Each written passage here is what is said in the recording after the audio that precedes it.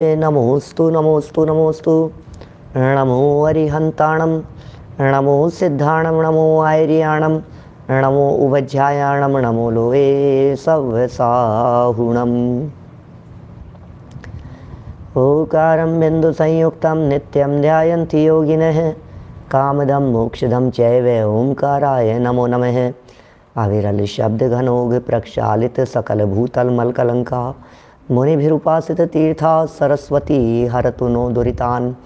अज्ञाने तिमिरान्धानां ज्ञानाञ्जन शलाकया चक्षुरुन्मिलितं येन तस्मै श्री गुरुवे नमः। श्री परम गुरुवे नमः। परम्पराचार्य गुरुवे नमः। सकल कलुष विध्वंसकं श्रेयसां परिवर्धकं धर्म संबंधकं भव्य जीव मन प्रतिबोधकारकं पुण्य प्रकाशकं पाप प्रणाशकं इदं शास्त्रं श्री संयम प्रकाश नामधेयम्। हास्य मूल ग्रंथकर्तारय श्री सर्वज्ञ देवास्तद उत्तर ग्रंथकर्तारय श्री गणधर देवा प्रतिगणधर देवास्ते श्यामचरणानुसार आचार्य श्री कुंद कुंदामनाय आचार्य सूर्य सागरेण विरचितं श्रोतारय सावधानतया शृण्वन्तु। मंगलम भगवान वीरो मंगलम गौतमो गणी, मंगलम कुंद कुंदाद्यो जैन धर्मोस्तु मंगलम। सर्वमंगल मांगल्यम सर्वकल्याणकारिकम प्रदानम सर्वधर्माणां जैनम जयतु शासनम, जैनम जयतु शासनम, जैनम जयतु शासनम। संयम प्रकाश नाम का ये ग्रंथ है। बड़ी सुंदर चर्चाएं और प्रकरण यहाँ चल रहा है। मूल प्रकरण है ध्यान का, और ध्यान शब्द ही अपने आप में एक ऐसा शब्द है जिस शब्द को सुनते ही व्यक्ति अट्रैक्ट हो जाते हैं, अलर्ट हो जाते हैं। ध्यान ध्यान, अरे आज ध्यान के बारे में बताने वाले, आज ध्यान के बारे में चर्चा करने वाले, चलो चलो हम भी ध्यान करेंगे। मेडिटेशन शब्द एक इतना ज़्यादा प्रसिद्ध हो गया है आज के समय में, आज की इस दुनिया में, कि हर व्यक्ति मेडिटेशन शब्द से बहुत अट्रैक्ट है। सबको ऐसे लगता है मेडिटेशन होना चाहिए, मेडिटेशन होना चाहिए। शॉर्टकट है। हाँ, शॉर्टकट है। मेडिटेशन से सब काम हो जाते हैं, मेडिटेशन से रिद्धियाँ हो जाती है, मेडिटेशन से सिद्धियाँ प्राप्त हो जाती है, मेडिटेशन से बहुत सारे काम हो जाते हैं। मेडिटेशन से बीपी कंट्रोल होता है, डायबिटीज़ कंट्रोल होती है, हार्ट की प्रॉब्लम सॉल्व होती है, बॉडी में रिलैक्सेशन रहता है, बहुत ऐसा रिलैक्स महसूस करते हैं, डिप्रेशन चला जाता है। मेडिटेशन तो बहुत बहुत लाभ है मेडिटेशन के। लेकिन भाई ये जितने भी लाभ मेडिटेशन के बतलाए जाते हैं वो सारे लाभ यहाँ इस ध्यान के प्रकरण में नहीं बतलाए जा रहे हैं, क्योंकि वास्तव में ये सब लाभ अपने लाभ है ही नहीं। शरीर ठीक रहा तो हम ठीक रहे, ये मान्यता ही तो खोटी है ना। माने हमारी मान्यता में ये बात बैठी हुई है कि शरीर ठीक रहना चाहिए, तबीयत ठीक रहनी चाहिए। हम इसके आगे की सोचते ही नहीं हैं, इसके आगे हमारी बुद्धि ही नहीं जाती है, उपयोग ही नहीं जाता है। इसके अलावा हम जितना जो कुछ सोचते हैं सिर्फ और सिर्फ वर्तमान लाइफ के बारे में ही सोचते हैं, इससे आगे तो हमारा दिमाग ही नहीं जाता है। क्या होगा, क्या होगा, किसके बारे में क्या होगा, फ्यूचर के बारे में क्या होगा। फ्यूचर कितना, 5 साल आगेगा, 10 साल आगेगा फ्यूचर, उससे आगे फ्यूचर नहीं है।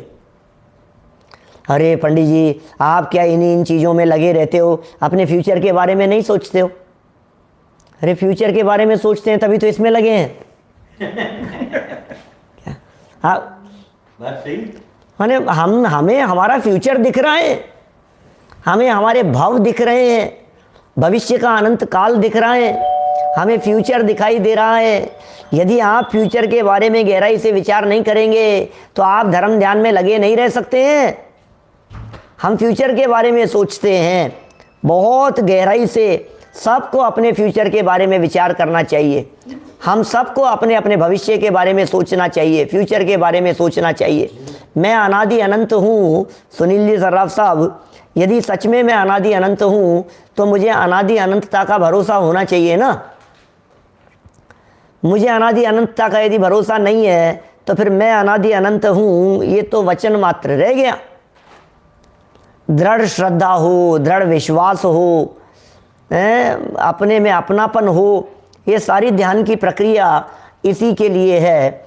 हम धर्म ध्यान के 4 भेदों में से 3 भेदों की चर्चा को अपेक्षित विस्तार से कर लेने के उपरांत धर्म ध्यान की तरफ, माने धर्म ध्यान का 4था भेद संस्थान विषय की तरफ बढ़ रहे थे।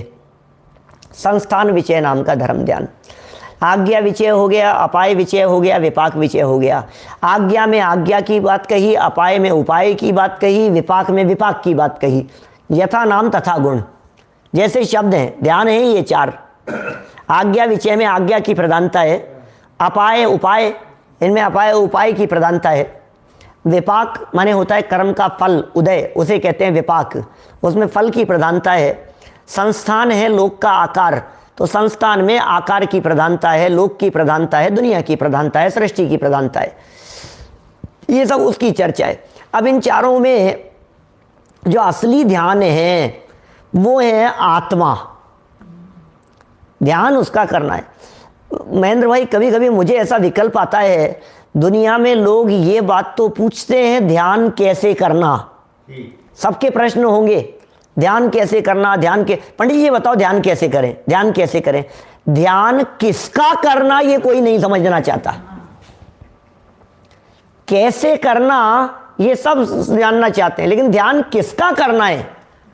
मूल मुद्दा कैसे करना नहीं है, किसका करना है। ध्येय नक्की होगा, ध्येय का स्वरूप नक्की होगा तो ध्यान अपने आप हो जाएगा। ये ध्येय नक्की नहीं करना चाहता, आत्मा किसी को नहीं समझना है, ध्यान कैसे करें। अरे कैसे करें तो कोई सिखाना नहीं पड़ेगा, अपने आप हो जाएगा। तुम ये नक्की करो किसका ध्यान करना है, क्यों ध्यान करना है, जिसका ध्यान करना है उसका स्वरूप क्या है, जिसका ध्यान करना है वो कैसा है, ये विचार करना पड़ेगा। विपुल भाई, ये विचार करना पड़ेगा हमारे को, जिसका मुझे ध्यान करना है क्या, उसका असली स्वरूप क्या है। जब उसका स्वरूप समझ में आएगा तो उसकी महिमा आए बिना नहीं रहेगी। जिसकी महिमा आती है उसकी प्रीति बढ़ती है, जिसकी महिमा आती है वो प्रीति बढ़ती है, उसकी तरफ उपयोग ले जाना नहीं पड़ता है, उपयोग अपने आप जाता है। इसलिए बराबर ये बात ध्यान रखना, किया नहीं जाता हो जाता है, ध्यान किया नहीं जाता हो जाता है। क्या ध्यान किया हो जाता है भाई साहब। ज्ञान की एकाग्रता को ध्यान कहते हैं, ज्ञान की एकाग्रता होनी चाहिए। अब ज्ञान ही नहीं है तो ध्यान कैसे होगा। मैं यदि अभी आपको एक बात कहूँ कि उल्लास भाई, एक बात यदि आपसे कहूँ कि आप अपने पिताजी का आंख बंद करके ध्यान कीजिए, तो आप कर सकते हैं। हम हमारे पिताजी को जानते हैं, उनका चेहरा आंख बंद करके आप बैठेंगे तो अपने पिताजी का चेहरा ख्याल में आ जाएगा। जिन लोगों के पिताजी अभी जीवित हैं वे तो उनके आंखों के सामने तो पिताजी का चेहरा आएगा ही, लेकिन दुर्भाग्य से जिनके सर पर से पिताजी का साया उठ गया है वे भी यदि आंख बंद करके देखेंगे तो भी पिताजी आ जाएंगे, हो जाएगा ना। अब यदि मैं एक स्टेप और आगे बढ़ करके बात करूं मुकुंद भाई, मैं ये कहूं कि पिताजी के पिताजी, उनके पिताजी, उनके पिताजी, उनके पिताजी, उनके पिताजी और उनके पिताजी, उनका ध्यान करो, तो आप क्या ध्यान करेंगे? कर सकते हैं। क्यों? हमने उनको देखा ही नहीं, हम उनको जानते ही नहीं है। इसका मतलब ध्यान में कोई चीज आने के लिए उनका जानना जरूरी है। क्या बिना जाने ध्यान नहीं हो सकता है। इतनी बात तो ख्याल में आई ना। जिस चीज का हमें ध्यान करना है, जिसका हमें ध्यान करना है, उसका ज्ञान जरूरी है। अब आत्मा को जाने बिना आत्मा का ध्यान हो नहीं सकता है। इसलिए संपूर्ण ध्यान की प्रक्रिया जहां जहां जिनागम में कही गई है वहां सब जगह ये कहा गया है, आत्मा को जानो, आत्मा को जानो, आत्मा को जानो। सब जगह पर शास्त्रों में, अच्छा जहां जहां पर ध्यान की पद्धतियां भी बतलाई है ना, शास्त्रों की बात करता हूं मैं, सारे आगम की बात करता हूं, जहां जहां ध्यान के प्रकरण हैं, आत्मा के ध्यान की पद्धति बतले, आत्मा के ध्यान की विधि बताते हैं, तो वहां भी यही कहेंगे आत्मा के ध्यान की विधि बतलाते हैं। मैं क्या ध्यान की विधि बतलाएंगे कि समस्त परद्रव्यों से उपयोग हटाकर मति ज्ञान को स्वभाव सन्मुख करो। तो फिर विधि तो वही है ना, आत्मा को जानना। अब कमर सीधी करें कि नहीं करें? अरे ध्यान जब किया जाता है तो कमर अपने आप सीधी हो जाती है। कमर सीधी करने का नाम ध्यान नहीं है।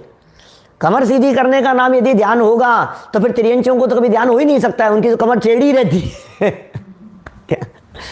त्रियंच है ना, वे तो तिर्यक गति वाले हैं, इसलिए फिर कैसे ध्यान हो पाएगा। बराबर हमें ध्यान के इस स्वरूप को समझना चाहिए। आत्मा को जाने बिना ध्यान नहीं होगा, और आत्मा को जानने के लिए जितने भी प्रयास किए जाते हैं, आत्मा को जानने के लिए जितने भी प्रयत्न किए जाते हैं, शास्त्रों में आत्मा को जानने के लिए जितनी भी बातें कही गई है, येन केन प्रकारेण, ये आत्म सन्मुख इस जीव का उपयोग कैसे हो, बस वो प्रयत्न करना चाहिए। आत्म सन्मुख कैसे हो, तो बोले उसके लिए क्या किया जाए। एक बहुत सुंदर माध्यम बतलाया था पीछे, विपाक विचय धर्म ध्यान। उदय के बारे में विचार कर, उदय है ये सब, ये कोई दम नहीं है इन चीज़ों में। मैं जगत के पदार्थों का कर्ता धर्ता नहीं हूँ। ये जो नाटक दिखाई दे रहा है पूरे जगत का, ये सब उदय का खेल है। संस्थान में चर्चा हो गई, नहीं विपाक की चर्चा हुई। अब संस्थान में ये कह रहे हैं कि जब आप लोक के बारे में विचार करेंगे, आपका उपयोग आत्मा में क्यों नहीं आता। लोक के बारे में विचार कीजिए, जगत के दुखों को देखिए, जगत के स्वरूप को देख करके उनमें अपने पास्ट को देखिए, और उसी स्वरूप को देखते हुए अपने फ्यूचर को देखिए, और देखिए कहीं ये मेरा पास्ट है ना, कहीं ये मेरा फ्यूचर तो नहीं है।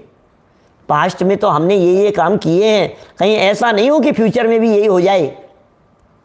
ये जीव पाप तो हंसते हंसते करता है, लेकिन जब फल भोगने का समय आता है तो ये रोता है, दुखी होता है।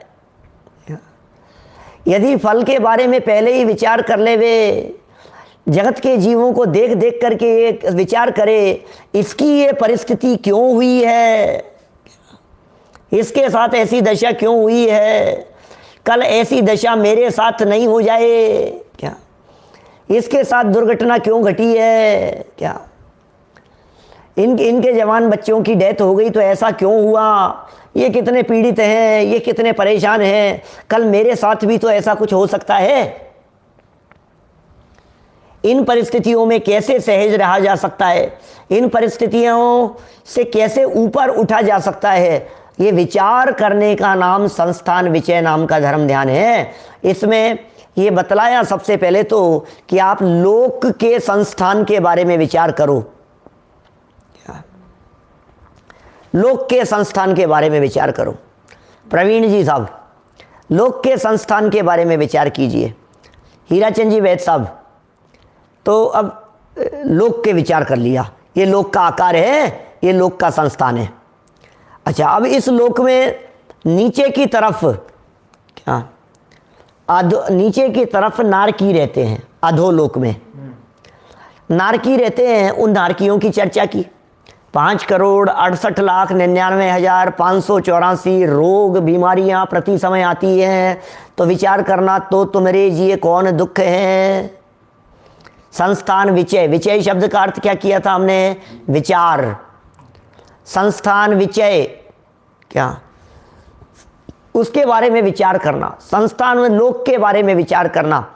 अब लोक के बारे में विचार अकेला लोक के आकार का विचार नहीं है, लोक में रहने वाले जीवों का विचार भी संस्थान विचय है। बहुत सारी बातें हुई नरक के संबंध में, ओहो चित्त आक्रांत हो जाता है। वो नारकी जीव भी यदि ऐसा विचार करने लगता है, नारकी भी ऐसा सोचता है, हमने कैसे कैसे कष्ट भोगे, हमने क्या काम किए थे, ओ मेरे ही द्वारा किए गए कर्मों का फल है। मैंने भूतकाल में धर्म ध्यान नहीं किया, मैं अंध होकर निर्दोष धर्म को छोड़कर कषायों के वशीभूत हो गया, मैं अंधा हो गया। मुझे धर्म सिखाने वाले भी मिले थे, धर्म समझाने वाले भी मिले थे, श्री गुरु का योग मिला था, उपदेशदाता मिले थे, योग्य उपदेशदाता का योग मुझे मिला, लेकिन उसके बावजूद भी मैं ही नहीं समझा, ये मेरी ही भूल है। भैया समझाने वाले कोई भी हो, स्वयं नहीं समझेगा तो कुछ समझ में आने वाला नहीं है। कितने भी लोग समझाने वाले मिल जाएं, कितने भी लोग उपदेशदाता मिल जाएं, क्या, लेकिन स्वयं की इच्छा नहीं हो तो कुछ नहीं हो सकता है। उपदेश देने वाले कितने भी व्यक्ति हों, एक बालक यदि सो रहा है, मान लीजिए, अब यदि वो सो रहा है तो उसे उठाया जा सकता है, लेकिन यदि वो उठना नहीं चाहता है तो दुनिया में कौन उठाए उसे। जो नींद में हो उसे तो जगाया जा सकता है, लेकिन जो नींद का बहाना करके लेटा है उसे कौन उठाए, कैसे उठाए। नींद का बहाना करके आंखें बंद करके बैठा है, अब उसे उठाएंगे तो कैसे उठेगा। सन्मति जी साहब कोलारस से बोलो। अभी इसको कोई उठा ही नहीं सकते आप कोई, क्योंकि कितना भी उठा रहे उठ ही नहीं रहा है, उठ ही नहीं रहा है, उठ ही नहीं रहा है। नहीं, वो उठा हुआ है, वो उठना नहीं चाहता है। क्या छूटने की सच्ची जिज्ञासा नहीं है। सुनने की जिज्ञासा कहाँ है। अंदर में अपने आप को टटोलना चाहिए कि हमारे अंदर में उठने की जिज्ञासा है या नहीं है, जागने की जिज्ञासा है या नहीं है। वो नारकी जीव नरक में रहता हुआ जब ये विचार करता है, ये इन देवों का दोष नहीं है, इस नारकी का कोई कसूर नहीं है, मेरे ही द्वारा पूर्व में ऐसे कर्म किए गए हैं जिनका ये कसूर है। संजय जी भाई साहब विदिशा वाले बोलो। हर जगह पर जब आप अपने आप को ऊर्ध्व रख करके, अरे जब आप हर परिस्थिति में अपने आप को आगे रखना चाहते हो, दुनिया में आगे रखना चाहते हो, दुकान में आगे रहना चाहते हो, समाज में आगे रहना चाहते हो, आयोजन में आगे रहना चाहते हो, सब जगह पर मैं जो दिखता है, मैं करूँगा, मैं हूँ, मैं ऐसा हूँ, मैं ऐसा हूँ, जब आपको हर जगह पर मैं ही दिखाई देता है तो यहाँ मैं क्यों नहीं दिखता है कि मैं ही मेरा करता धरता। क्या मेरे साथ बनने वाली परिस्थिति का करता धरता मैं हूं, ये क्यों नहीं दिखता है। क्या घर में कोई आयोजन, मैं डिसीजन लूंगा, मैं करूंगा, मैं देख रहा हूं, मैं कर रहा हूं, मैं चला रहा हूं, सब जगह पर ये लगता है ना मैं करने वाला हूं। ये कर्तृत्व का वजन है ना अपने माथे पर, जिग्नेश भाई, हर्षवर्धन जी साहब, ये वजन है ना सब जगह पर। और ये एक आम आदमी की आम धारणा है। ये हर व्यक्ति ये चाहता है मंदिर में मेरी चले, समाज में मेरी चले, दुकान में मेरी चले, हर व्यक्ति मेरी बस मैं। तो अब जब तकलीफ माथे पर आ गई है तो फिर इसकी वजह फिर क्यों दूसरा दिखता है। जब सब काम में स्वयं को आगे रखता है तो तकलीफ आने पर दूसरा क्यों दिखाई देने लगता है, फिर क्यों नहीं दिखाई देता है कि इसका जिम्मेदार मैं ही हूं। पता ही नहीं क्या है, सोचता ही नहीं है बिल्कुल भी, फटाफट दूसरों के ऊपर दोषारोपण, उसने ऐसा कर दिया, इसने ऐसा कर दिया, वो ऐसा नहीं करता तो सही रहता, ये चलता रहता है। कौन करे महेंद्र भाई। क्या नरक में जो जीव वो सोचता है हाँ कि मैंने इतना प्राप्त होने के बाद भी मैं क्यों ऐसा किया, सही वो सम्यक दर्शन का कारण उनको बन सकता है। आप प्रश्न पूछ रहे हैं सामने से कि नरक में यदि कोई जीव इस तरह का विचार करता है अपने दुखों के बारे में, अपने पास्ट के बारे में, अपनी गलतियों के बारे में, तो क्या वो सम्यक दर्शन का निमित्त बन सकता है। क्या जरूर बन सकता है। क्या कोई चीज अभी बने तो सम्यक दर्शन के कारण बने। हाँ, नरक में वेदना सम्यक दर्शन का कारण बन जाती है, नरक में जाति स्मरण सम्यक दर्शन का कारण बन जाता है, परोपदेश सम्यक दर्शन का कारण बन जाता है। नारकी जीव ले लेते हैं, नहीं तो असंख्यात जीव जो नरक में सम्यक दृष्टि हैं वो कैसे हो गए। कौन गया था वहां समझाने के लिए। हम तो गए नहीं भैया समझाने के लिए। आप लोगों में से कोई गया था क्या। क्या नहीं, कौन जा रहा है, हो रहा है ना सब अपने आप। अभी यदि नरक के बारे में आपको ऐसा लगता है कि साहब पता नहीं, अब शास्त्रों में लिखी तो है, तो त्रियंश देख लो, कोई बात नहीं। पंडित जी साहब, हमने ये सुना था हाँ कि सीता जी का जीव रावण को नरक में संबोधन करने गए, वो गलत था क्या। नहीं, सही था ना, उसमें क्या दिक्कत है। हमने कहा ना परोपदेश से हो जाता है। हाँ। हमने क्या कहा, हमने ये कहा नरक में सम्यक दर्शन के कारण, जरा पीछे रिवाइंड करके सुनिएगा। अभी हमने जो बात कही ना, नरक में सम्यक दर्शन के कारणों में जाति स्मरण से सम्यक दर्शन होता है, वेदना से सम्यक दर्शन होता है, परोपदेश से सम्यक दर्शन होता है। लेकिन असंख्यात जीवों को सम्यक दर्शन करने के लिए, संबोधन करने के लिए जाने वाले नहीं मिले हैं। कितने उदाहरण मिलेंगे, और वो भी तीसरे नरक तक ही हो सकता है। चौथे, पांचवें, छठे, सातवें नरक में जो असंख्यात जीव सम्यक दृष्टि है उनको किसने उपदेश दिया? वो सब निसर्गज हो गया। हाँ, वो सब निसर्गज हो गया। निसर्गज हो गया, उसमें जाति स्मरण की वजह से हो गया, वेदना से हो गया, पूर्व की बातें स्मरण करके हो गया। अरे ये मेरे ही कर्मों का फल है, मेरे ही द्वारा किए गए, दूसरों के ऊपर दोषारोपण करने की जरूरत नहीं है। दूसरों पर दोषारोपण कौन किसके ऊपर दोषारोपण करे? गलती किसकी है? जब तक दूसरे की गलती दिखाई दे रही है, इसका मतलब हमने तो अपना सारा कंट्रोल ही दूसरे के हाथ में सौंप दिया। यहां तो जिनवाणी ये कह रही है कंट्रोल अपने हाथ में लो भाई, कंट्रोल छोड़ो मत। क्या आपने तो कंट्रोल छोड़ दिया। विवेक सिंह जी बोलो क्या किया? हमने देखा नहीं भैया ये तो सामने वाले ने दुखी कर दिया, सामने वाले ने परेशान कर दिया, इसने कर दिया, इसने कर दिया। तो फिर आपको इसका मतलब आपने अपना कंट्रोल छोड़ दिया और सामने वाले को कंट्रोल दे दिया। जब कंट्रोल ही दूसरे व्यक्ति के पास में चला गया तो आप सुखी कैसे होगे? तो जिनवाणी ये कह रही है दूसरे के हाथ में कंट्रोल मत दे, तेरे अपने हाथ में कंट्रोल ले। जब कंट्रोल आपके हाथ में है तो तुम्हारे दुख के कर्ता भी तुम हो, तुम्हारे सुख के कर्ता भी तुम हो, तुम्हारे साथ में बनने वाली परिस्थिति के हर कर्ता तुम हो। तुम चाहो तो अपने स्टीयरिंग को घुमाओ और गाड़ी को नरक की तरफ ले जाओ, और तुम चाहो तो अपने स्टीयरिंग को घुमा करके स्वर्ग और मुक्ति की तरफ ले जाओ। स्टीयरिंग अपने हाथ में रखना, कितना भी आगे चले। डोर आपके हाथ में यदि है तो आपके कंट्रोलिंग पावर कहीं और नहीं जानी चाहिए, ये समझ लीजिए। पूरी जिनवाणी ये कह रही है अरे भाई कंट्रोलिंग अपने पास में रख। विनय सिंह जी कंट्रोलिंग अपने पास में रखिए।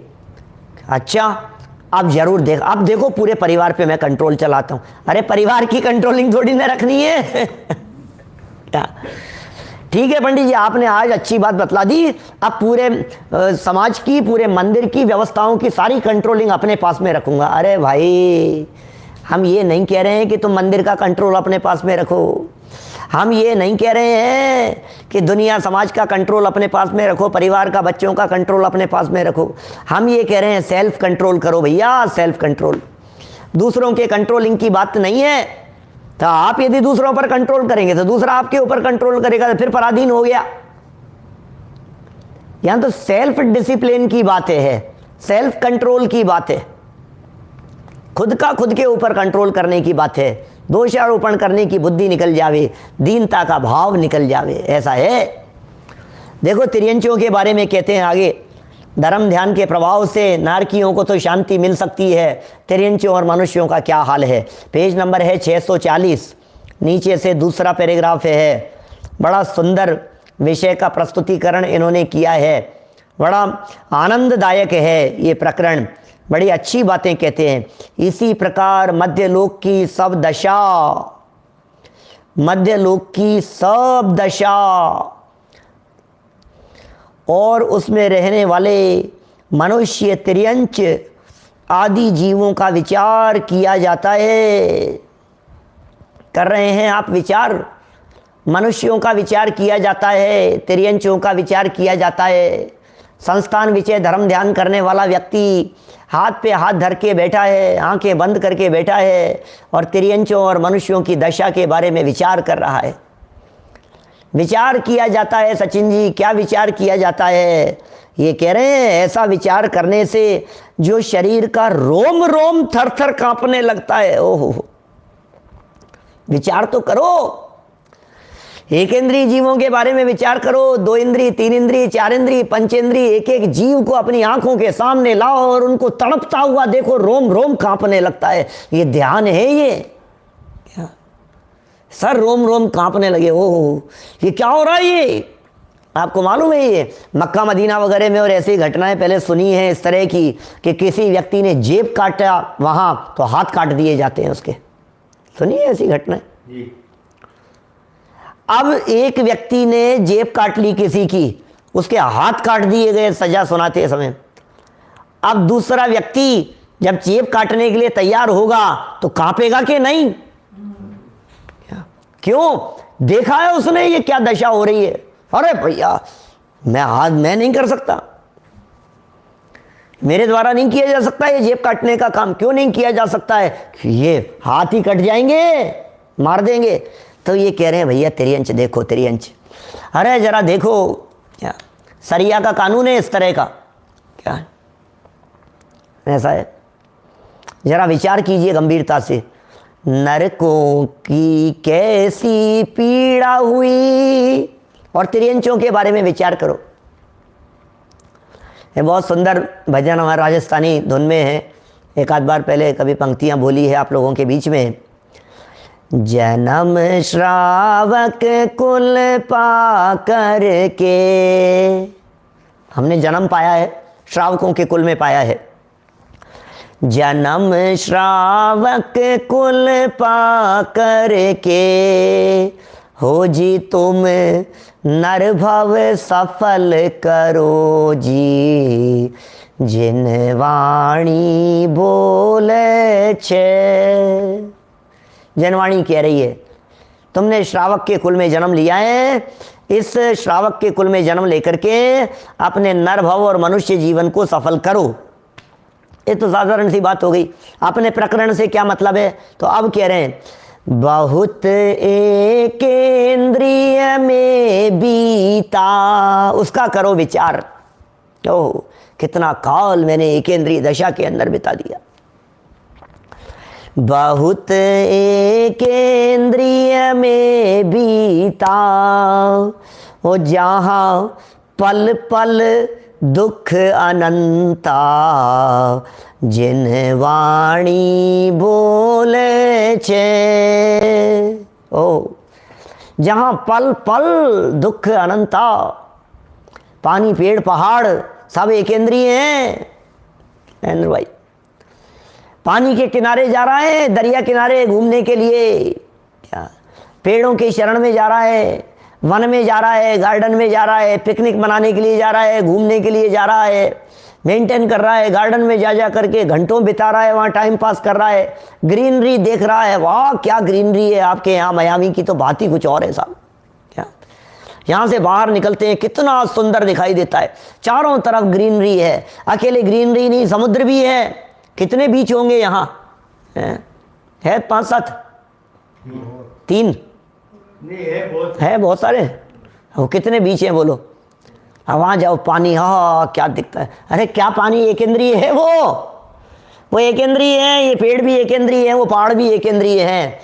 बहुत एकेंद्रीय में बीता, वो जहाँ पल पल दुख अनंता। पल पल अनंत दुख, पल पल अनंत दुख भोगे, हर पल अनंत दुख भोगे। बेचारों की कहने की दशा नहीं है, बेचारे बोल नहीं सकते। ऐसा एग्जाम्पल दिया महापंडित टोडरमल जी साहब ने, एक एग्जाम्पल दिया, एकेंद्रीय के दुख होते तो बहुत हैं लेकिन बोल नहीं सकते हैं। क्या जब बोलते नहीं हैं तो आपको लगता है दुख नहीं है। एक ऐसा एग्जाम्पल दिया रमेश भाई, ऐसी बात कही उन्होंने, ऐसी कल्पना करो किसी मनुष्य गति के व्यक्ति के जबान काट दी जाए। क्या जबान काट दो, आंखें फोड़ दो, दोनों हाथ काट दो, दोनों पैर काट दो, क्या और उसे चारों तरफ से कपड़े से लपेटकर बोरे में डालकर बोरे का मुंह बंद कर दो। अब उसे लकड़ी हाथ में लेकर के पीटो उसको। बोलो रोता है कि नहीं, दुख हो रहा है कि नहीं? रोता तो नहीं है, बोल तो नहीं रहा है, तड़फड़ा भी नहीं रहा है, छटपटा भी नहीं रहा है, हाँ, हिलता डुलता नहीं दिखाई दे रहा है। अरे लेकिन पीड़ा कितनी होगी आप सोचो जरा। वो आप किसी व्यक्ति को पीटोगे, बचेगा, इधर उधर दौड़े, तो आपको लग रहा है बेचारा दुख पा रहा है। बोलेगा मारो मत मारो, दुखी, बहुत परेशान हो गया हूं मैं, तो लगता है आपको क्यों दुखी हो रहा है। लेकिन जबान काट दी, वो बोल नहीं सकता। हाँ ऊँ करता है तो मुंह में कपड़ा ढोस दो, अब नहीं बोल सकता हूं, अब पीटो उसको। अब दर्द हो रहा है कि नहीं उसको? दर्द तो हो रहा है, तकलीफ तो हो रही है, वेदना तो हो रही है, लेकिन वो वेदना का विचार माने वो व्यक्त नहीं कर पा रहा है। कष्ट भोग रहा है लेकिन कष्ट को बोल नहीं पा रहा है। बस एकेंद्रियों की दशा ऐसी है, पहाड़ों की दशा ऐसी है, पेड़ों की दशा ऐसी है। क्या कितनी दयनीय दशा है। बहुत एकेंद्रिय में बीता जहां पल पल दुख अनंता, जिन वाणी बोले छे। ओह, जिन वाणी बोल रही है। कितने दुख हैं संसार दशा में, आप इन दुखों की कल्पना नहीं कर सकते हो। आज वॉशरूम में गया तो एक मकड़ी को मैंने बहुत ऐसे चढ़ते हुए, गिरते हुए, तड़पते हुए ऐसे ऐसे देखा मैंने। कितने दुख हैं बेचारे, क्या क्या हालत है बताओ। 4 इंद्रिय जीव हैं मकड़ी, 3 इंद्रिय जीव, 4 इंद्रिय जीव, 2 इंद्रिय जीव। निकल जब त्रस में आया जी, रहा मन बिन निपट अज्ञानी, जिन वाणी बोले छे। बोलो, निकल करके त्रस में भी आ गया, मन नहीं था, सुख शांति का कोई ठिकाना नहीं था, विचार करने का अवसर नहीं था, वेद विज्ञान का चांस नहीं था। क्या आपको ये चारों गतियों की दशाएं देख देख करके, दशा चारों गति की दयनीय, जिग्नेश पारीक जी साहब, ये देख देख करके, चारों गतियों की दशाओं को देख देख करके हमें अंदर से ऐसा लगता नहीं है, अंदर में ऐसा खेद नहीं होता है, अंदर में ऐसा लगता नहीं है ऐसी दशा मेरी नहीं हो। पूरे दुनिया भर में तिर्यंच गति के जीवों के उद्धार के लिए उनके प्रति करुणा का भाव वर्तता हुआ दिखाई दे रहा है। ये संस्थान विचय धर्म ध्यान ये कह रहा है, अपने आप के ऊपर करुणा कर भाई, अपने आप के ऊपर, पर के ऊपर दया अनंत बार किए, अनंत बार दूसरों के ऊपर करुणा की है, अनंत बार दूसरों की दया की है, अनंत बार दूसरों को बचाने का प्रयत्न किया है। दया का भाव आया है, सेवा का भाव आया है, सुरक्षा का भाव आया है। अपने आप की सुरक्षा के बारे में भी विचार किया है क्या? ये मेरी दशा है, ये फ्यूचर है, ये मेरा, ये 2 इंद्रिय दशा ये मेरा फ्यूचर है। यदि नहीं संभले तो, यदि नहीं संभले तो, यदि आत्मकल्याण नहीं किया तो जरा देखो सड़क पर चलते हुए, जरा देखो जहां आपके शूट कर देते हैं कुत्तों को, जानवरों को, जरा देखो। आपके यहाँ तो मगरमच्छ का शहर है ना ये, क्या कल ही पता लगा मेरे को तो है? कल चर्चा के दौरान पता लगा, प्रवचन के दौरान, कि यहाँ तो मगरमच्छ आ जाते हैं कहीं भी घूमते फिरते हुए, टहलते हुए।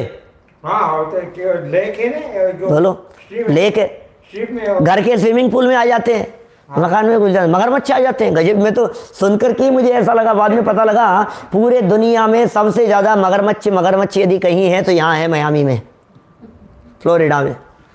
मगरमच्छों का क्षेत्र कहलाता है ये। अजगर और मगरमच्छ यहाँ सबसे ज्यादा हैं, सब जगह पर कहीं भी निकल जाए। गजब ही हो गया, ऐसे ऐसे ऐसे ऐसे मगरमच्छ की बात कर रहे हो आप। ऐसा भी होता है। ओह, अभी भी उनके साथ में कैसा कैसा सलूक करते हैं उनके साथ में। फिर आपके यहाँ आ जाए तो क्या करोगे? क्या करते हो? पुलिस को फोन करते हो, बुलाते हो, पकड़ने वालों को बुलाते हो, हैं? आ जाते हैं, फिर उनको पकड़ने के लिए आ जाती है पुलिस, आ जाती है, फिर उनको पकड़ करके ले जाते हैं। फिर उनके साथ में कैसा सलूक करते हैं? नहीं वो पिंजरा लेकर के आते हैं, फिर उनको ले जा कर, फिर उनको छोड़ देते हैं ले जा करके, मारते नहीं है। हाँ, तो मेरा कहने का मतलब ये है, माने तिर्यंचों के दुख हैं जी, क्या करे वो भी बेचारे, वो मगरमच्छ क्या करे बोलो? क्या माने क्रोकोडाइल वो क्या करेगा? क्या ऐसे हजारों लाखों की संख्या में होंगे, जगह जगह पूरे यहाँ फैले पसरे हैं, चारों तरफ फैले हुए हैं। अजगर हैं, मगरमच्छ हैं, सांप हैं, ये सब हमने उठाए हैं दुख। एक दिन चर्चा की थी मैंने, सब बांध देते हैं ऐसा रस्सी के ऊपर, चमड़ी उतारते हैं उसकी, और कैसे कष्ट होते हैं। कभी कभी पुराने इस तरह के कभी कोई वीडियो इस तरह के क्रूअल्टी के लिए आते थे इस तरह के, तो गायों के साथ में क्या होता है, बछड़ों के साथ में क्या होता है, उनको ले जा करके गरम गरम खोलते हुए पानी में उनको डाल दिया जाता है, फिर चमड़ी उतारी जाती है, उनके खून वहाँ के उनके जो दृश्य हैं वो देख नहीं सकते अपन। भैया ये सारे कष्ट किसी और ने नहीं, हमने भोगे हैं। क्या बोलो एडवोकेट साहब, छिपकली से परेशान हो जाते हैं अपन तो। क्या हम छिपकली से परेशान है और छिपकली हमसे परेशान है। बोलो वो बेचारी छिपकली सोचती होगी मैंने इनका क्या बिगाड़ा है यार, ये मेरे पीछे पड़े रहते हैं, इधर से जाऊं तो उधर भगाते हैं, उधर से जाऊं तो उधर भगाते। वो बेचारी उसके दुख भी तो सोचो जरा, उसकी पीड़ा के बारे में भी तो विचार करो। छिपकली की पीड़ा आपको नहीं दिख रही है, मगरमच्छ की पीड़ा आपको नहीं दिख रही है, तिरंचों की पीड़ा आपको नहीं दिख रही है। यहां उनकी पीड़ा के विचार करने के लिए कह रहे हैं। अच्छा, इस पीड़ा के विचार करने से क्या आत्मा पकड़ में आ जाएगा कि सुनो भाई, इसकी पीड़ा का विचार करने से कम ये तो विचार आएगा, प्रभु जी अब ना भटकेंगे संसार में। ये विचार तो आएगा कि नहीं, बोलो क्या नहीं आएगा ये विचार? प्रभु जी अब ना भटकेंगे संसार में, अब अपनी खबर हमें हो गई। ओ क्या अपनी खबर हमें हो गई। प्रभु जी अब ना भटकेंगे संसार में, प्रभु जी अब ना भटकेंगे संसार में। क्यों नहीं भटकना है? क्योंकि संसार के दुख दुख रूप भाषित होते हैं। एक बार ऐसे ही चर्चा चल रही थी, नरक वगैरह की बातें बतला रहा था, और मैंने ये कहा ये साहब ये जो नरक है, अनंत बार नरक में जाकर के आया है ये जीव। तो सामने सभा में बैठे हुए सज्जनों में से एक सज्जन बोले मेरे से कि नहीं पंडित जी, हो सकता है हम तो नित्य निगोद से सीधे आए हो, अभी तक नरक में ही नहीं गए हो। तो मैंने उन्हें पलट करके ये कहा कि भाई साहब बहुत बुरा हो जाएगा। कि बोले क्यों? मैंने कहा यदि सीधे वहाँ से आए हैं तो अभी आपको अनंत काल नरक आदि गतियों में भटकना पड़ेगा। बोले क्यों पंडित जी, ऐसा क्यों कह रहे हो? मैंने कहा जिसने अभी नरक के दुखी नहीं भोगे क्या वो मोक्ष मार्ग के लिए प्रयत्न क्या करेगा? जरूरी है ये सब ऐसा मान करके चलिए आप। जब तक ये जीव नरकों की वेदना को नहीं सहेगा, तिरंचों की वेदना को नहीं सहेगा, उसका विचार नहीं करेगा, इसे संसार के दुख दुख रूप भाषित नहीं होंगे, तब तक ये जीव मोक्ष मार्ग की तरफ कदम नहीं बढ़ाएगा। इसके डंडे पड़ने चाहिए खींच खींच करके, इसे लगे कि संसार में इतने दुख हैं। कभी कभी ऐसा लगता है इसको पिक्चर दिखाई जानी चाहिए, देख तेरी ये हालत थी, देख तेरा पास्ट तेरे साथ में क्या हुआ था, ये देख।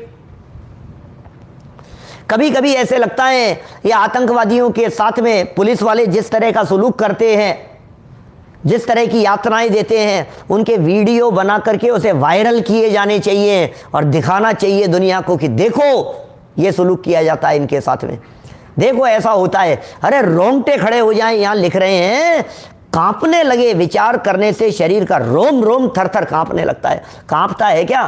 थर थर कांपने लगे, रोम रोम लगने लगे, ऐसी फीलिंग आने लगे अंदर से, नहीं यार समय जा रहा है, मैं कर क्या रहा हूं मैं पीसी छाबड़ा जी साहब, मैं कर क्या रहा हूं? मैं कौन सी दिशा में लगा हुआ हूं, कौन से मार्ग में लगा हुआ हूं? मैं सबके उद्धार में लगा हुआ हूं, मैं आत्मोद्धार भी है उसमें कहीं, बोलो। सामाजिक संस्थाओं की बात कर रहा हूं दीपेश जी, सबकी बात करना, पूरे समाज की बात करना, सारे अब क्या आपका जो ऑर्गेनाइजेशन है किस में लगा है? नहीं, विधवाओं के उद्धार में लगा है, बालिकाओं के उद्धार में लगा है, शिक्षा के उद्धार में लगा है, समाज उत्थान में लगा हुआ है, इसका उद्धार, सबका उद्धार है ना। आपके उद्धारों की लिस्ट में आत्मोद्धार भी है क्या? है? लिस्ट में ही नहीं है।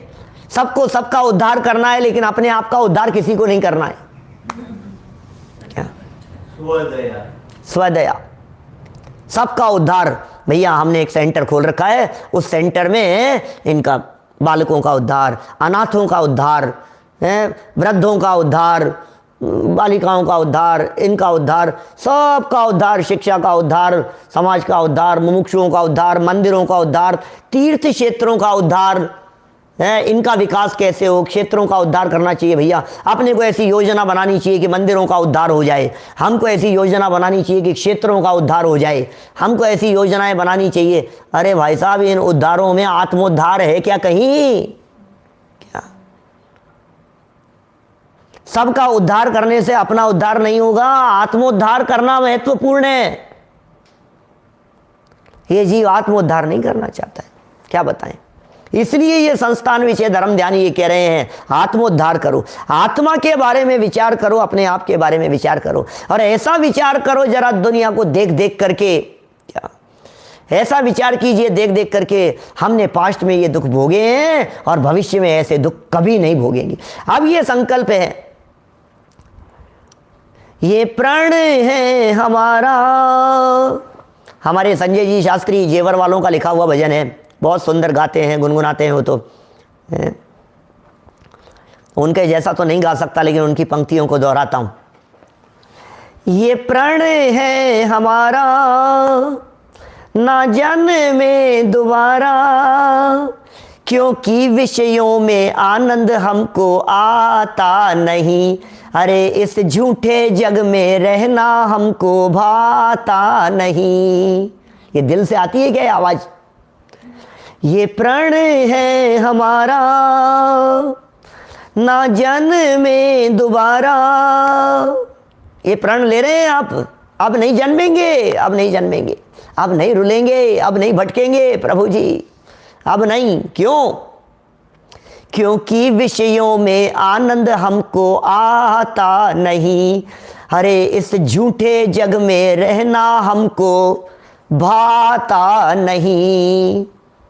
आलोक जी शास्त्री जी साहब बोलो, इस झूठे जग में रहना हमको भाता नहीं। ये बात दिल से निकलनी चाहिए कि इस जग में रहना हमको भाता नहीं है, इस दुनिया में रहना हमको पसंद नहीं है, इस जगत में रहना हमारे को अच्छा नहीं लगता है। प्रभु जी अब नहीं रहेंगे, अब नहीं भटकेंगे, अब नहीं रुलेंगे, अब नहीं रहना है, अब नहीं जाना है तिर्यंच में, अब नहीं जाना है निगोद में, अब नहीं जाना है दो इंद्री में, अब नहीं करना है। नहीं करना है तो काम क्या कर रहा है? ये सब नहीं करना है तो जवान से तो बोलते हैं अब नहीं करना है। हाँ पंडित जी आपने सही कहा, पंडित जी अब नहीं करेंगे, पंडित जी अब हम नहीं जाएंगे नरकों में। फिर काम तो सुधर नहीं रहे हैं, काम तो नरक जाने के कर रहा है। सिर्फ विचार के लिए कह रहे हैं भाई साहब, सिर्फ विचार के लिए कह रहे हैं। सम्यक दर्शन वैचारिक क्रांति का नाम है। विचारों की क्रांति होती है श्रद्धा के लेवल पर, तो सम्यक दर्शन की प्राप्ति होती है। ऐसा हो। देखिए क्या कह रहे हैं नरेंद्र बाकलीवाल जी साहब, पंक्तियां पढ़ो जरा, मैं तो पढ़ता हूं पंक्तियां। मनुष्यों के बारे में भी विचार करो और तिर्यंचों के बारे में भी विचार करो, दोनों के बारे में कह रहे हैं।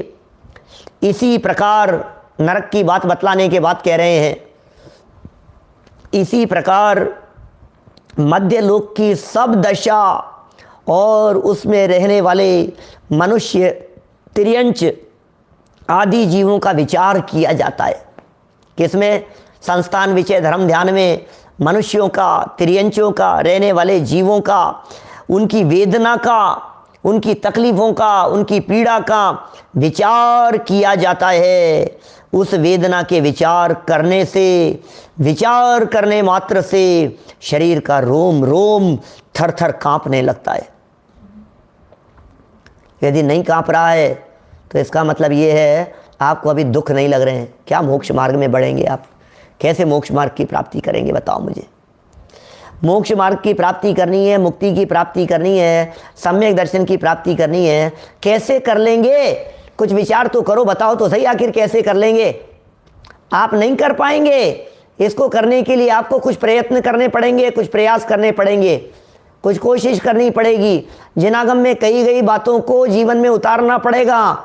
जिनागम में कही गई बातों को अंदर से स्वीकार करना पड़ेगा। मैं कौन हूँ, मेरा क्या स्वरूप है, ये आत्मा का स्वरूप क्या है। उपयोग की एकाग्रता चाहिए, तल्लीनता चाहिए स्वभाव के साथ में जुड़ने के लिए। जुड़ो जरा। कैसे जुड़ेंगे आप? अपने स्वभाव के साथ में। आत्मा की महिमा नहीं आएगी तो आत्मा के साथ में जुड़ान कैसे होगा? और आत्मा की महिमा क्यों नहीं आ रही है? क्योंकि दुनिया की महिमा आ रही है, विषयों की महिमा आ रही है। टेक्नोलॉजी की महिमा जिनको आएगी उन्हें आत्मा की नहीं आएगी। कंप्यूटर की महिमा आएगी तो भाई दो में से एक ही की तो महिमा आएगी, या तो बाहर की महिमा होगी या अंदर की महिमा होगी। बाहर की महिमा छूटे, अंदर की महिमा आए। अंदर की महिमा, अच्छा देखिए सुनिए क्या होता है, आपको महिमा क्यों नहीं आ रही है? क्योंकि आपको पता ही नहीं है। वो जो आते हैं ना घरों में बेचने के लिए, यहाँ तो नहीं आते हैं, लेकिन इंडिया में, भारत में, नगरों में, शहरों में बाहर से डोर बेल बजाते हैं। कंधे पर एक थैला लटका हुआ होता है और बजाते हैं। फिर जैसे ही आता है खोल करके कि कुछ बात करनी है आपसे, दिखाना है आपको, कुछ प्रोडक्ट दिखाना है, कुछ करना है, तो फिर घर वाले कहते नहीं हमें नहीं देखना। कि नहीं आप देख तो लो, आप एक बार लेना मत, आप देख तो लो, आप सुन तो लो। क्योंकि वो जानता है जब मैं ये बातें दिखाने लगूंगा, जब मैं ये बातें समझाने लगूंगा, तो बहुत लोग ऐसे होंगे जिनको देखने पर उसका लेने का मन बन जाएगा। आजकल ये शोरूमों वगैरह पर सब जगह पर डिस्प्ले क्यों लगे रहते हैं? क्या इसीलिए आपके कपड़ों के शोरूम पर, सब रेडीमेड गारमेंट्स के शोरूम वगैरह पर, सब जगह पर क्या करेंगे, बाहर डमी लगा करके उन पे कपड़े पहना करके ऐसे टाँग करके ऐसे रखेंगे, आते जाते व्यक्ति को भी दिखे और मन आकर्षित हो, ये बहुत अच्छा लग रहा है, ये बहुत अच्छा लग रहा है। यहाँ तक कि ज्वेलरी के शोरूम पर भी क्या उस तरह से शोरूमों के ऊपर बाहर से ही कांच के शोरूम पर और अच्छे अच्छे सेट ऐसे बाहर लगा करके, जिससे सड़क पर चलते हुए व्यक्ति को ऐसे दिखाई देवे कि ये तो आकर्षित हुए उसकी तरफ। अरे भाई, आत्मा की तरफ यदि आकर्षित नहीं हो रहे हो क्योंकि आत्मा को देखा नहीं है। एक बार उस आत्मा को देखो तो सही, जानो तो सही उस आत्मा के बारे में, उस आत्मा की विशेषताओं के बारे में एक बार जानो तो सही। अरे फूटी आँख ही सही। एक एग्जाम्पल बहुत बरसों पहले से देता हूँ। एक सेठ था और सेठ के एक पुत्र था, और एकलौता पुत्र था। अच्छा सज्जन समझदार तो था, लेकिन एक खोटी आदत उसके लग गई थी, वैश्यावृत्ति की। अब वो ये सेठ सोचता था कि बच्चे को इस आदत से कैसे छुड़ाया जाए, क्या किया जाए कि बच्चे की आदत छूट जाए, क्या करें। आपने मुनीम जी वगैरह से जो उनके काम करते थे उनसे कहा, उनसे पूछा कि भाई क्या करें क्या करें। कि सेठ जी एक ही बात है, शादी कर दो, क्या अच्छी लड़की देख करके इसका विवाह कर दो। तो बोले अच्छी से अच्छी लड़की तलाशो दुनिया भर में। तो बहुत सुंदर लड़की उसके लिए तलाश की गई और संबंध नक्की करने के लिए बात की गई। और जो पहले तो उसने मना किया, फिर वो मान गया, ठीक है। अब जैसे ये खबर उसको भी लगी, वैश्या को भी, तो उसे लगा कि इसकी यदि इतनी सुंदर लड़की से शादी हो गई और ये उस पर मोहित हो गया तो ये मेरे पास नहीं आएगा, एक बड़ा सेठ हाथ से निकल जाएगा। अब क्या करें?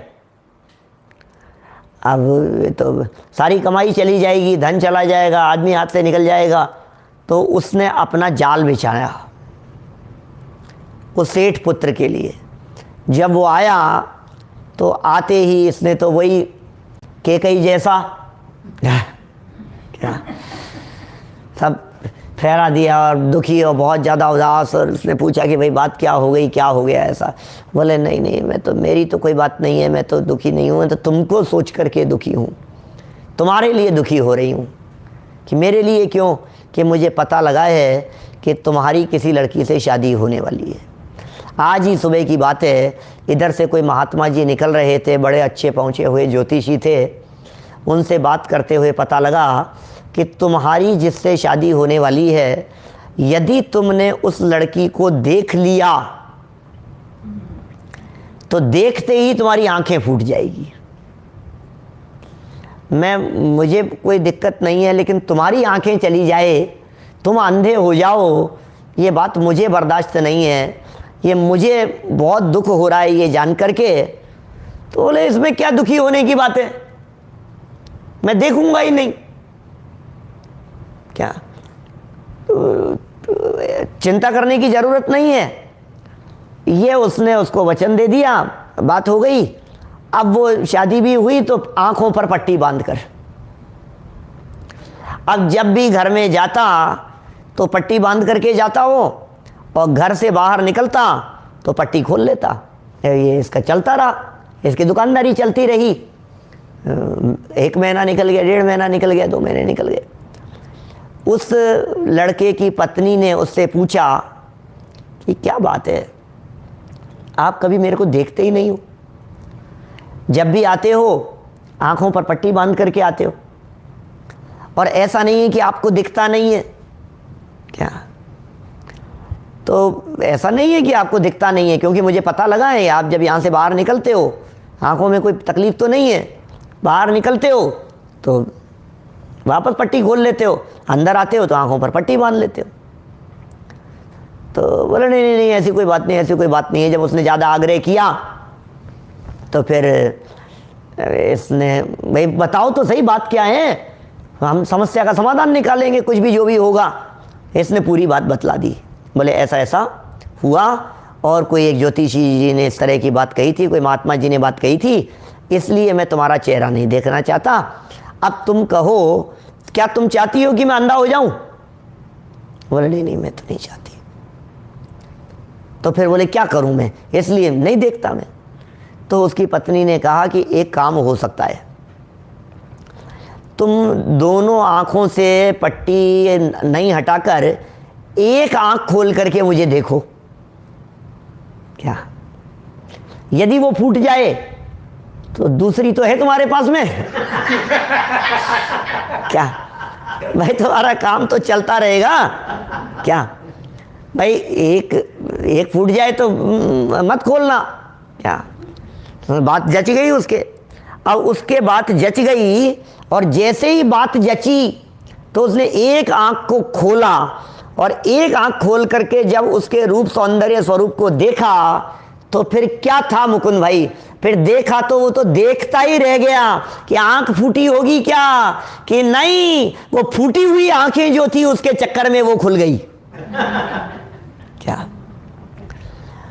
प्रसंग के माध्यम से सिर्फ इतनी ही बात कहना चाहता हूं, अरे कैसे भी सही एक बार कौतूहलवशी सही इस आत्मा के स्वरूप को देखो तो सही। क्या? यदि आपने इसको देख लिया, लोग ऐसा कहते हैं अरे तुम आत्मा वात्मा के चक्कर में लग जाओगे तो तुम्हारे को दुनिया के सारे रस फीके पड़ जाएंगे। मत देखो, आत्मा को देख मत लेना, आत्मा के बारे में सुन मत लेना, आत्मा का ध्यान कर मत लेना। हमने सुना है जिसने उसने एक बार आत्मा का ध्यान किया था वो आत्मा में लग गया तो फिर तो उसके सारा सब फीका पड़ गया सब। तुम मत लग जाना इस चक्कर में। अरे भाई, जनवाणी ये कह रही है एक बार अपने उपयोग को जगत के विषयों से हटाकर त्रिकाली ध्रुव ज्ञायक भगवान आत्मा में जोड़ने का प्रयत्न तो कर।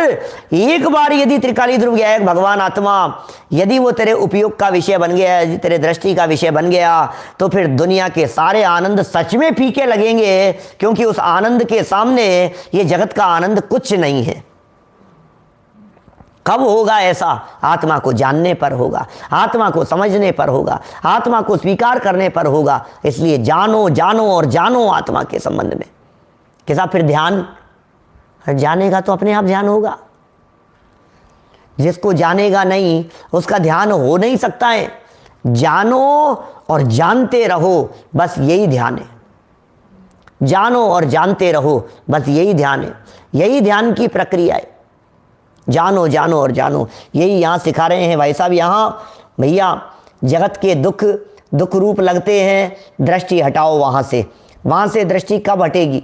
देखो भैया ऐसा होता है, जो चीज़ें अच्छी नहीं होती है, जो काम अच्छे नहीं होते हैं, वहाँ से आपकी दृष्टि अपने आप हट जाती है। ऐसा है। कूड़ा कचरा यदि आपकी निगाह में आ गया हो तो आप उसे देखते नहीं रहते हो।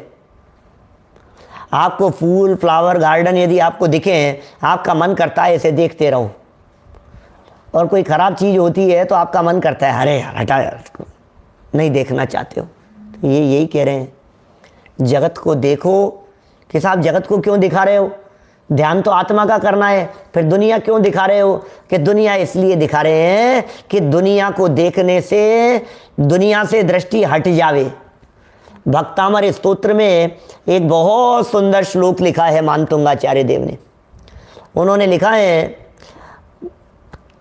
मन्येवरम हरिहरादय एव दृष्टा दृष्टेषु येषु हृदयं त्वयि तोष्यमेति। हे आदिनाथ भगवान, बहुत अच्छा हुआ। कि क्या अच्छा हुआ भाई, क्या कहना चाह रहा है? कि बहुत अच्छा हुआ कि मैंने आपको देखने से पहले दुनिया के सब देवी देवताओं को देख लिया। कि क्या हुआ कि सबको देख लिया, और जब मैंने प्रभु आपको देखा तो मुझे पता लगा आप जैसा देव इस जगत में कहीं नहीं है। मुझे आप में संतोष प्राप्त हुआ सबको देख लेने के बाद। और यदि गलती से क्या मैं इनको नहीं देख पाया होता और आपको पहले देखता तो मेरे मन में ये रह जाता, एक बार देख तो लो, एक बार देख तो लो, क्या पता कोई और अच्छा मिल जाए। तो आचार्य देव यहाँ कह रहे हैं, सब जग देखियो छान, सारे जगत को छान करके देख लो। नरकों में चलो, कहीं आपको दिख रहा है क्या? त्रियंचों में चलो, कौन सी अवस्था में आपको सुख दिखाई देता है, बताओ मेरे को। सब पशुओं की, एक ऐसी कोई कहानी पढ़ी थी कभी कहीं जिसमें जानवरों की चर्चा की थी। कौवा अपने आप को देख देख करके बहुत दुखी था, मैं काला हूं, मैं काला हूं, ऐसा देख करके बहुत परेशान था। तो प्रभु से प्रार्थना करने लगा कि प्रभु मैं तो बहुत काला हूं, आप मुझे गोरा बना दो, हंस जैसा बना दो। तो बोले वो हंस जैसा बना दो। तो बोले हंस के पास में चलो, बोले तू उसको जाकर के देख तो ले क्या। तो हंस के पास में गया तो वो उसने अपनी समस्या बतला दी, उसको बतलाया तो उसने किसी और के, बोले वो अच्छा है, वो अच्छा है, वो अच्छा है। जिसके पास में जाकर के देखोगे हर व्यक्ति दुखी है, दूर के ढोल सुहावने जैसे दिखते हैं। हम सबको लगता है वो सुखी होगा, वो सुखी होगा। जिस जगह पर जाकर के बैठेंगे आपको सब जगह पर इस संसार में दुख दिखाई देगा। इसलिए कह रहे हैं, या संसार में जीव सुखिया कोई नजर नहीं आता। इस संसार में कोई भी जीव सुखी नहीं है, इस संसार में कहीं भी शांति नहीं है। आपको लगता है चक्रवर्ती बना देवे, अच्छा प्रधानमंत्री बना दें आपको, चक्रवर्ती तो आप जानते नहीं हो, देखा नहीं है आपने, प्रधानमंत्री बना देवे, अरे मजा ही आ जाएगा। उनकी सीट पर जाकर के देखो, रोजाना तलवार लटकी रहती है। क्या आप क्या मजाक समझ रखी है आपने क्या? हमें लगता है हाँ प्रधानमंत्री बन गया, अरे कांटों भरा ताज है, शेर की सवारी करने जैसा है, थोड़े से चूके और तुम्हें ही खा जाएगा। ये समाज, ये दुनिया जो तुम्हें ऊपर उठा रही है, ये नीचे गिरा देगी एक झटके में। उसको कितना परिश्रम होता है, कितना मेंटेन करना पड़ता है, कितना ध्यान रखना पड़ता है। कहीं चाहे यहाँ चौराहे पर खड़े होकर के किसी से बातें नहीं कर सकते क्या? कितनी सिक्योरिटी में रहना पड़ता है क्या? एक अनिल कुमार था, एक नायक बनकर के आया था क्या, एक उसमें तो बेचारा अपने गांव जाना चाहे तो जा नहीं सकता है, सिक्योरिटी चाहिए। कौन था, क्या बोला मैंने क्या बोला? अनिल कुमार बोला क्या मैंने? अनिल कपूर की बात करता हूँ। एक्टर अनिल कपूर की बात करता हूँ। ऐसा तो क्या है, कोई नहीं, उनकी हालत कैसी होती है बेचारे। चारों तरफ पुलिस वालों से घिरे रहते हैं, सिक्योरिटी वालों से घिरे रहते हैं, बेचारों को कोई बात नहीं कर सकते, कोई फ़ोन नहीं कर सकते, कोई क्या उनकी कोई ज़िंदगी है उन लोगों की कोई। आपको ये बड़े बड़े एक्टर जो आपको दिखाई देते हैं, ये समझ लो आप कोई भी, अमिताभ बच्चन है, मेरे को तो एक अमिताभ बच्चन ही आता है और तो कोई आता नहीं है मुझे तो। अमिताभ बच्चन है और कोई हमारे ये सब ये खान वान है, सब ये जो भी आपको कोई ऐसा लगता हो हीरो जो लगता हो। अब उनकी हालत क्या है बेचारों की, फैमिली के साथ में नहीं जा सकते, घूम नहीं सकते, कहीं बैठ नहीं सकते, क्या क्या ज़िंदगी है। हालत बहुत ख़राब है। जिस जिस जगह पर आप देख रहे हो, आप देखो, आप अपने में ही संतुष्ट हो सकते हो, दुनिया में किसी और की जगह लेकर के सुखी नहीं हो सकते हो। ये चारों गतियों के जो दुख यहाँ बतलाए जा रहे हैं संस्थान विषय धर्म ध्यान के माध्यम से, ये कह रहे हैं। अगले वाक्य सुनो जरा, 1 मिनट बचा है अपने पास में। देखो ये लिख रहे हैं यहाँ पर, उनकी वेदना के विचार से जो शरीर का रोम रोम थर थर कांपने लगता है और कर्म के वशीभूत जीवों के दुख का अनुभव होने लगता है, एवं विचार हो जाता है कि हमने भी जो कर्म हंस हंस कर पैदा किए हैं उनका फल हमको भी रो रो कर भोगना पड़ेगा। हमने जो हंस हंस करके ये कर्म किए हैं इनका फल हमें रो रो करके भोगना पड़ेगा। और यदि सच में ये दुख नहीं भोगने हों तो एक ही शरण है, दृष्टि वहाँ से हटेगी और आत्मा पर दृष्टि जाएगी। पर से दृष्टि हटेगी तो स्वभाव की तरफ दृष्टि जाएगी, बाहर से दृष्टि हटाओ और अपने में दृष्टि ले जाओ। ये मार्ग है जनागम का। पर से दृष्टि कैसे हटाएं कि पर के स्वरूप को देख लो। एक प्रकार से ये कह सकता हूं, अशुचि भावना का जो चिंतन है वो भी यही चिंतन है। देह की अशुचिता का चिंतन, संसार की असारता का चिंतन, जगत की अनित्यता का चिंतन, क्षणभंगुरता का चिंतन, जगत की अशरणता का चिंतन, असारता का चिंतन, ये सब चिंतन किस लिए हैं? दृष्टि के स्वभाव सन्मुख करने के लिए हैं। तो इस तरह से जगत के दुख यदि हमें दुख रूप भाषित होते हैं तो अवश्य आत्मकल्याण का पथ प्रशस्त होगा। हम सब इन बातों को जानकर, सुनकर, समझकर और विचार करके, विचार विचार विचार विचार विचार, सिर्फ एक विचार, श्रीमद जी साहब का वचन, कर विचार तो पाम। यदि वो विचार बराबर हमारे चलते रहेंगे तो अवश्य मार्ग मिलेगा। हम सबको ऐसा मार्ग मिले, ऐसी मंगल भावना से मैं बात को यहीं विराम देता हूँ। पंडित जी एक शॉर्ट सिंपल क्वेश्चन है ध्यान संबंधी। हाँ, ये ध्यान जो डॉक्टर साहब तो बोलते हैं जानो और जानते रहो, हाँ, तो ये क्या ज्ञान की पर्याय हुई या चारित्र की भी पर्याय हुई? दोनों की। देखिए ये जो ध्यान है ये ज्ञान की पर्याय है या चारित्र की पर्याय है, ऐसा आपका प्रश्न है। ये एक्चुअल में क्या है, दोनों की कहा जाता है इसको। जहाँ इसको ज्ञान की पर्याय भी कह करके पुकारा गया है ध्यान को, माने, और उसमें यदि आप लीनता देखते हैं तो वो चारित्र का रूप है, तब जा करके वो लीनता बनती है। इसलिए चारित्र की पर्याय भी कहा जाता है। जानना ज्ञान है और जानते रहना ये चारित्र है। जाना और जानते रहना, एक बार जाना वो ज्ञान, और उसमें जानते रहने में जो उपयोग एकाग्र हुआ ना, तो एकाग्र चिंता निरोधो ध्यानम। भाई जाना और जानते रहे, वही जानते रहे, वही जानते रहे, उपयोग उसके साथ में जुड़ा रहा, तो बस ये एकाग्र चिंता निरोधो ध्यानम, ये ध्यान है, वही चारित्र है, ऐसा है। परंतु इसमें मुझे आगे प्रश्न ये रहता है कि शुक्ल ध्यान तो छूट जाता है सिद्ध अवस्था में और लीनता तो रहती है।